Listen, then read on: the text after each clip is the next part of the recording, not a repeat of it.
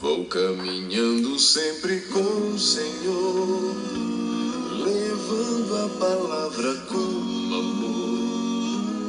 Não temo mal, pois Ele me salvou. A Ele eu seguirei. O mundo pode me querer parar, mas suas promessas Ele cumprirá. Confiarei, pois nada vai me abalar, nada temerei. Olá, irmãos e amigos. Estamos juntos mais uma vez a fim de meditarmos na Palavra de Deus. Hoje gostaria de compartilhar mais uma meditação baseada no Evangelho de Marcos, capítulo 13, versos 24 ao 27. Assim diz a palavra do Senhor. Mas naqueles dias, após aquela tribulação, o sol escurecerá e a lua não dará a sua luz. As estrelas cairão do céu e os poderes celestes serão abalados. Então se verá o Filho do Homem vindo nas nuvens com grande poder e glória. E ele enviará os seus anjos e reunirá os seus eleitos dos quatro ventos, dos confins da terra até os confins dos céus. A volta de Jesus será com grande poder e glória.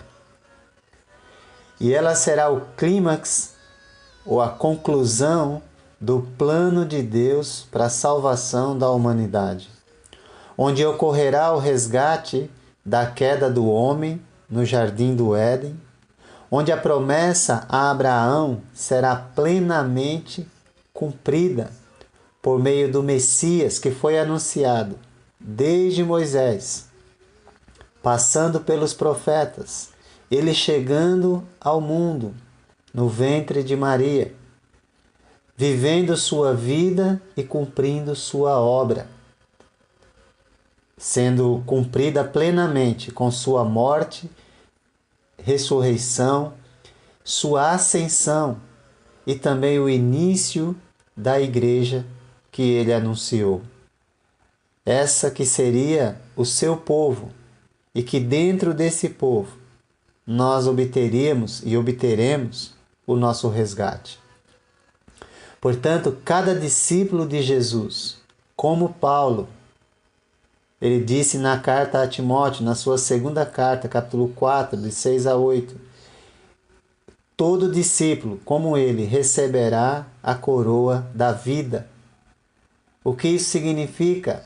Acesso à eternidade pela aceitação do Evangelho, tendo fé, arrependimento, confissão de Jesus como Senhor, batismo e uma vida de serviço dedicado a Deus com perseverança até o final, como Jesus já nos ensinou nesse trecho. Com a volta de Jesus, haverá a ressurreição geral de justos e injustos, e o juízo final, com a presença dos salvos que viverão com Deus para sempre, pela eternidade. Depois desses anúncios de Jesus sobre a destruição de Jerusalém e do templo, os falsos mestres se aproveitarão da ocasião de grandes dificuldades para dizerem que aquilo se refere à volta de Cristo. Porém, Jesus está falando, quando anunciou essas dificuldades, essa grande tribulação, estava falando a respeito da destruição de Jerusalém e do templo. E vai esclarecer isso dizendo que a vinda do Filho do Homem será como um relâmpago, ou seja, o sinal da sua vinda será claro para todos os que o aguardam. Ninguém perderá esse momento, esse evento, que para uns será de glória, mas para outros de destruição. Com a sua volta virá o fim. Jesus liga a declaração que ele acabou de falar, unindo a sua vinda com a destruição de Jerusalém e do templo, sendo que a sua vinda não aconteceria antes que essa profecia anunciada por ele fosse cumprida. E como nós já dissemos, isso se cumpriu no ano 70, ou seja, aproximadamente 40 anos depois do seu anúncio. Portanto, os falsos cristos e falsos profetas cairiam em sua farsa, usando aquelas dificuldades para dizer que eram o Cristo ou que ele estava chegando. Na verdade, aqueles que estão atentos à palavra de Jesus sabem que ele estava se referindo à destruição de Jerusalém, que já ocorreu, e sabe que os falsos profetas de hoje também são uma farsa, quando usam causas naturais, guerras, rumores de guerras, simplesmente para dizer que Jesus está voltando. Na verdade, depois da profecia cumprida, Jesus poderia voltar a qualquer momento. Ele é o único que fala e cumpre a sua palavra. Ele é o verdadeiro profeta. E só a ele, a sua palavra, é que devemos dar atenção, e não às interpretações humanas que visam somente o benefício pessoal dessas pessoas. Utilizando linguagem dos profetas do Antigo Testamento, como Isaías, Joel, Jesus ensina que o fim será um tempo de dificuldade, mas o universo será completamente abalado. E ele usa a maneira de falar apocalíptica, dizendo que o sol escurecerá, a lua não dará a sua luz, as estrelas cairão do céu e os poderes celestes serão abalados. Ou seja, na sua volta, o universo será completamente abalado. O universo se desintegrará com a ordem do mesmo Deus que o criou. Não existirá o elemento de tempo, nem exatamente uma sequência de eventos. O que há é o anúncio de que tudo será destruído e acontecerá simultaneamente. A volta de Jesus, a destruição do universo e o juízo final. Tudo simultaneamente, depois do cumprimento da profecia da destruição do templo e da cidade de Jerusalém.